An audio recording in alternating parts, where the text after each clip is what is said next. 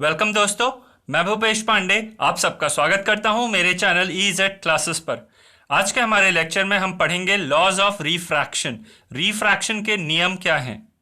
Last class में हमने refraction का इंट्रोडक्शन पढ़ा था, तो इस क्लास में हम लॉज पढ़ते हैं। क्लास के दौरान आप नोट्स कॉपी मत करिए, वीडियो के डिस्क्रिप्शन में नोट्स अवेलेबल हैं, आप वहां से डाउनलोड कर सकते हैं। तो चलिए स्टार्ट करते हैं हम आज की क्लास। बच्चों, रिफ्रैक्शन आपने लास्ट क्लास में पढ़ा था। इसमें क्या होता है, एक इंसिडेंट लाइट रे होती है जब वो एक मीडियम से दूसरे मीडियम में जाती है। ठीक है, हमने पढ़ा था कि लाइट रे जब भी किसी बाउंड्री पे टकराती है तो तीन फिनोमेना होते हैं, reflection, refraction and absorption. Reflection हम पढ़ चुके हैं। रिफ्रैक्शन का इंट्रोडक्शन लास्ट क्लास में पढ़ा था, जिसमें हमने सीखा था जब एक लाइट रे एक मीडियम से किसी दूसरे मीडियम में एंटर करती है और वो दोनों मीडियम आपस में ऑप्टिकली डेंसर या रेयरर है, मतलब वो दोनों मीडियम में से कोई एक मीडियम ऑप्टिकली रेयर और एक मीडियम ऑप्टिकली डेंस है, ठीक है, कंपेयर टू अदर मीडियम। तब जो लाइट रे होती है जब वो दूसरे मीडियम में एंटर करती है तो वो थोड़ा सा अपने ओरिजिनल रास्ते से डिविएट होती है। ठीक है, जो लाइट रे आ रही है फ्रॉम द फर्स्ट मीडियम, इसको आप इंसिडेंट लाइट रे बोलते हो, इंसिडेंट लाइट रे।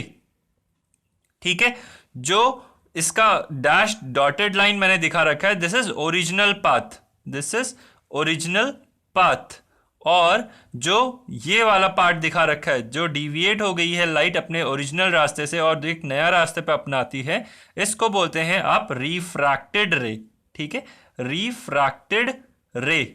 तो तीन टाइप की लाइट रेज हैं यहां पर हमने दिखा रखा है, और ये जो एक परपेंडिकुलर टू द सरफेस है इसको आप बोलते हो नॉर्मल।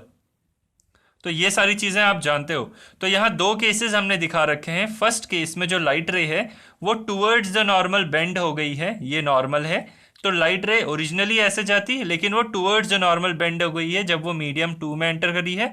और इस डायग्राम में जब लाइट रे मीडियम 2 में एंटर करती है तो वो away from the normal bend हो गई है।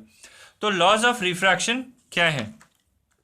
The refraction of light obeys the following two laws of refraction. पहला लॉ क्या है, the incident light ray, the refracted light ray and the normal at the point of incidence all lie in the same plane.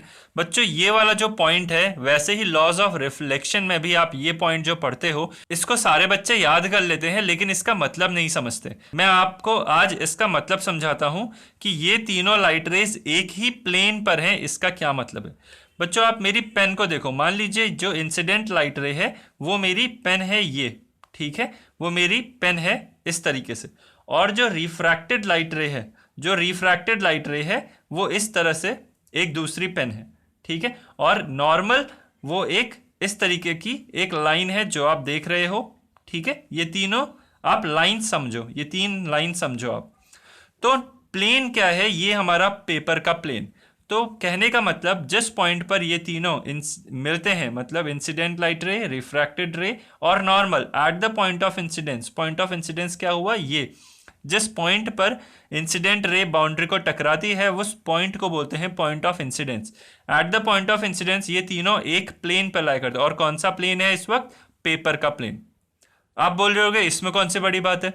देखो, ऐसा नहीं हो सकता कि light रे ऐसी हो जाए, समझ रहे हो ना। कहने का मतलब कि हमारा इंसिडेंट लाइट रे तो इस प्लेन पर आए, कॉपी के ऊपर आए, और रिफ्रैक्ट होने के बाद लाइट रे कुछ एंगल बना के बाहर आ जाए इस प्लेन से, तो ऐसा नहीं हो सकता। ठीक है, मतलब ये तीनों को एक प्लेन पे लाई करना चाहिए, ये तीनों को एक प्लेन पे लाई करना चाहिए, इनमें से कोई भी उस प्लेन को छोड़ नहीं सकता। अगर दो एक प्लेन पर है तो तीसरे को भी उसी प्लेन पे रहना चाहिए, कहने का मतलब ये होता है। ठीक है, तो incident light ray, refracted ray and the normal at the point of incidence all lie in the same plane.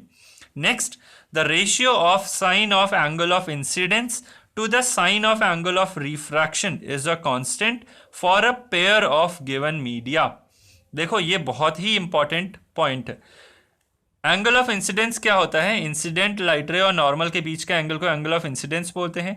Refracted light रे और नॉर्मल के बीच के एंगल को एंगल ऑफ रिफ्रैक्शन बोलते हैं।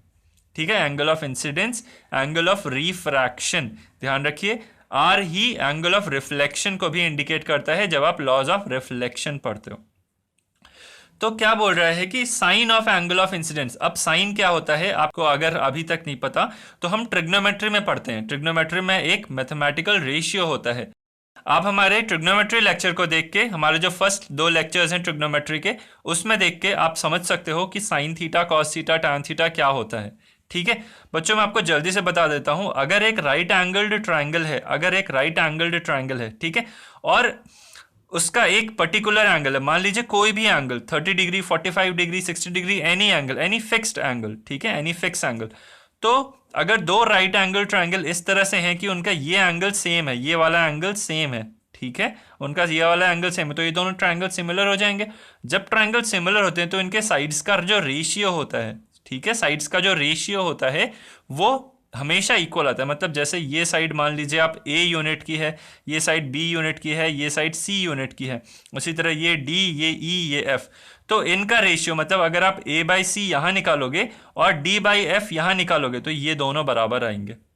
ठीक है, उसी तरह आप E/F यहाँ निकालोगे और B/C यहाँ निकालोगे तो ये दोनों भी इक्वल आएंगे, अगर ये दोनों एंगल्स इक्वल हैं और ये दोनों ट्राइंगल राइट एंगल ट्राइंगल हैं तो।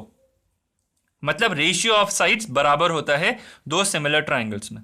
ठीक है, अगर एंगल हमने फिक्स कर दिया है तो रेशियो ऑफ साइड्स बराबर होता है। और इसी रेशियो को, ये जो D/F है, इस रेशियो को आप साइन थीटा बोलते हो, sine of this angle theta. यहां पर एंगल थीटा है अगर, और ये एंगल क्योंकि सेम है तो साइन थीटा, ये रेशियो इस ट्राइंगल के लिए और इस ट्राइंगल के लिए सेम है, A/C और D/F, और ये दोनों रेशियो इस एंगल पे डिपेंड कर रहे हैं, इसलिए sine theta is equal to D/F is equal to A/C। तो साइन थीटा क्या होता है आप यहां से समझे, और बाकी ट्रिग्नोमेट्रिक रेशियोज आप हमारे ट्रिग्नोमेट्री चैप्टर के लेक्चर सीरीज में देख सकते हैं। तो वापस आते हैं, तो साइन एक ट्रिग्नोमेट्रिक ऑपरेटर है, एक मैथमेटिकल ऑपरेटर है। ठीक है, तो ratio of sine of angle of incidence, और अलग अलग एंगल्स के लिए साइंटिस्ट ने कैलकुलेट करके sine theta, cos theta, tan theta की वैल्यू हमें दे दी है। हमें बार बार ट्राइंगल ड्रॉ करके वो रेशियो निकालने की जरूरत नहीं होती, वो स्टैंडर्ड वैल्यूज हैं, हमें गिवन है। तो ratio of sine of angle of incidence to the sine of angle of refraction is a constant. ये हमेशा एक कांस्टेंट होता है, एक फिक्स्ड नंबर होता है for a pair of given media.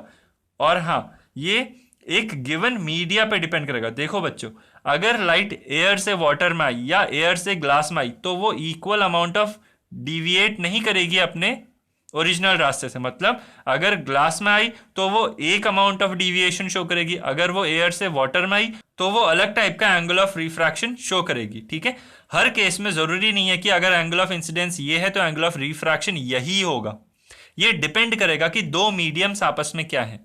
ठीक है, अगर वाटर से ग्लास में आ रही है तो हो सकता है कुछ और एंगल ऑफ रिफ्रैक्शन आ जाए, एयर से ग्लास में आ रही है कुछ और आ जाए, ठीक है, वाटर से अल्कोहल में आ रही है एक और कुछ हो जाए।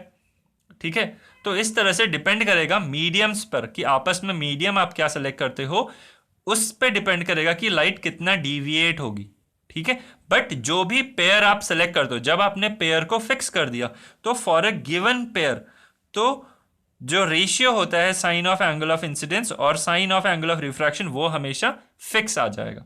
और इस कांस्टेंट को आप बोलते हो रिफ्रैक्टिव इंडेक्स। किसका रिफ्रैक्टिव इंडेक्स? सेकंड मीडियम का with respect to first medium. ठीक है, refractive index of second medium with respect to first medium, और इसको इंडिकेट किया जाता है म्यू, इसको आप बोलते हैं MEW, म्यू। ठीक है, MEW म्यू। तो आप म्यू 2 विद रिस्पेक्ट टू 1 इसको ऐसे बोलते हो, आप बोलोगे mu of 2 with respect to 1।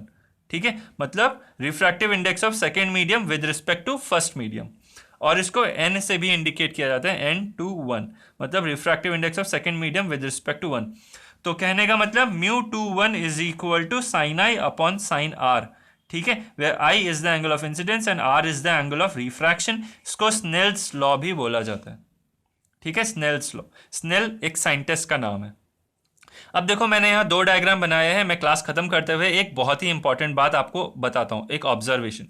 आप सब ये जानते होंगे, आपने ट्रिग्नोमेट्री में पढ़ा होगा, और हम भी अपनी लेक्चर सीरीज में फर्स्ट 2 लेक्चर्स में ये बात बता देंगे कि 0 से 90 डिग्री तक जब आप एंगल्स को बढ़ाते हो, 0 से 90 डिग्री तक एंगल बढ़ाते हो, तो अगर जो बड़ा एंगल होगा 0 से 90 डिग्री के बीच में अगर आप बात करते हो तो अगर मान लीजिए दो एंगल हम लेते हैं, एक थीटा ले लेते हैं, एक फाई ले लेते हैं, ये दो एंगल्स हैं। जैसे वेरिएबल्स होते हैं ना X Y Z P Q R, वैसे ही एंगल्स में वेरिएबल्स को थीटा फाई जीटा ऐसे बोलते हो। तो एक एंगल है थीटा, एक है फाई। तो अगर थीटा है ग्रेटर देन फाई तो साइन थीटा भी ग्रेटर होगा फाई के, साइन फाई के। ठीक है, मतलब साइन 0 से बड़ा होगा साइन 1, साइन 1 से बड़ा होगा साइन 2, साइन 2 से बड़ा होगा साइन 3, साइन 3 से बड़ा होगा साइन 4, और इस तरह से बढ़ता जाएगा अगर आप 0 से 90 के बीच में हो तो। अगर आप इस डायग्राम को देखो तो यहाँ एंगल ऑफ इंसिडेंस बड़ा है एंगल ऑफ रिफ्रैक्शन के। एंगल ऑफ इंसिडेंस बड़ा है ना एंगल ऑफ रिफ्रैक्शन के, लाइट रे अंदर की ओर जा रही है टूवर्ड्स द नॉर्मल। ठीक है, इसलिए ये एंगल छोटा हो गया और ये एंगल बड़ा है। तो साइन थीटा निकालोगे तो आपको मिलेगा साइन आई भी बड़ा मिलेगा साइन आर के। मिलेगा कि नहीं मिलेगा? साइन आई बड़ा मिलेगा साइन आर के, क्योंकि ये एक्यूट एंगल है। देखो 90 डिग्री से छोटे एंगल्स की बात करी जा रही है, तो 0 से 90 के बीच में बात करी जा रही है, तो जो एंगल बड़ा उसका साइन थीटा बड़ा। तो ये ऐसे हो गया। जब आप इसका रेशियो निकालोगे, कौन सा ratio? Sine I upon sine R. अब ये बड़ा नंबर है, ये छोटा नंबर है, तो बड़े नंबर को छोटे नंबर से डिवाइड करोगे तो जो म्यू आएगा सेकेंड मीडियम का with respect to first medium, वो बड़ा आ जाएगा ना 1 से, बिकॉज साइन आई बड़ा है साइन आर छोटा है। जैसे 2 और 1, तो 2 को 1 से डिवाइड करोगे तो 2, दैट इज मोर देन 1। समझ रहे हो ना? तो यहां से पता चलेगा कि refractive index of second medium is more than first medium, और ये होना भी चाहिए। सेकेंड मीडियम ज्यादा डेंस होता है तब लाइट रे टुवर्ड्स द नॉर्मल आती है, आप सब जानते हो। ठीक है, और ये देखो जब सेकेंड मीडियम का रिफ्रैक्टिव इंडेक्स ग्रेटर देन 1 आपको यहां से भी मिलेगा।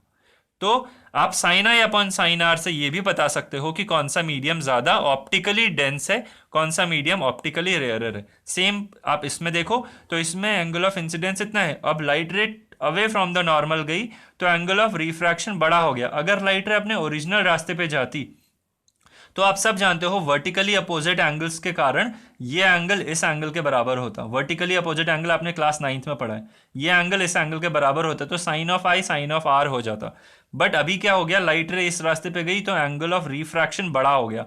जब आर बड़ा हो गया तो साइन आर बड़ा हो जाएगा साइन आई से, तो sine I upon sine R निकालोगे तो वो लेस देन 1 आ जाएगा। मतलब सेकेंड मीडियम का रिफ्रैक्टिव इंडेक्स फर्स्ट मीडियम के कंपेयर्ड में with respect to first medium is less. और ये तभी हो सकता है जब फर्स्ट मीडियम ऑप्टिकली डेंस हो और सेकेंड मीडियम ऑप्टिकली रेयरर हो। और यही चीज हमें मिल भी रही है कि डेंस मीडियम से जब रेयर मीडियम में जाती है लाइट तो अवे फ्रॉम द नॉर्मल झुक के चली जाती है। तो ये बहुत ही एक अच्छा ऑब्जर्वेशन है जो आपको नोट करना है। और ट्रिग्नोमेट्री भी हम अपने लेक्चर सीरीज में पढ़ा रहे हैं, तो सेकेंड लेक्चर हमारा ट्रिग्नोमेट्री का कल आएगा और लॉज ऑफ रिफ्रैक्शन इस लेक्चर में। Hope you like the lecture. इस क्लास में बस इतना ही। नेक्स्ट क्लास में हम मिलेंगे, रिफ्रैक्टिव इंडेक्स क्या होता है इसको डिटेल में पढ़ेंगे। तो thank you very much, have a very nice day.